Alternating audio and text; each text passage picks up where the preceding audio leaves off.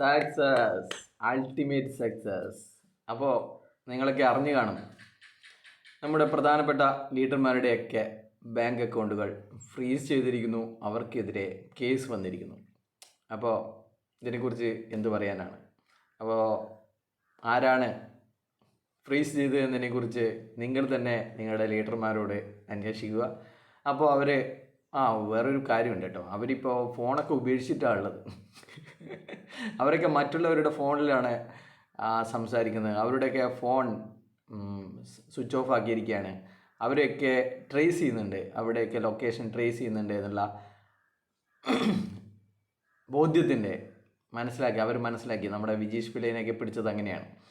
അപ്പോൾ അതിൻ്റെ അടിസ്ഥാനത്തിൽ ഇവരൊക്കെ മൊബൈൽ സ്വിച്ച് ഓഫ് ആക്കിയിരിക്കുകയാണ്. പിന്നെ എങ്ങനെയാണ് നിങ്ങൾക്ക് ഗ്രൂപ്പുകളിൽ മെസ്സേജ് കിട്ടുക?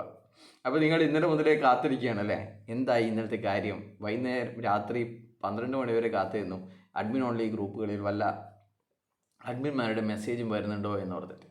അപ്പോൾ ഇതാണ് സംഭവം, മൊബൈലൊക്കെ സ്വിച്ച് ഓഫാണ്, അവർ പെട്ടിരിക്കുകയാണ്.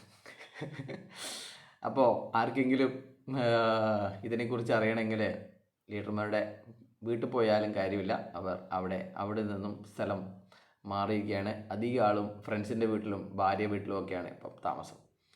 അപ്പോൾ ഒരിക്കൽ കൂടി പറയുന്നു, സക്സസ്, അൾട്ടിമേറ്റ് സക്സസ്.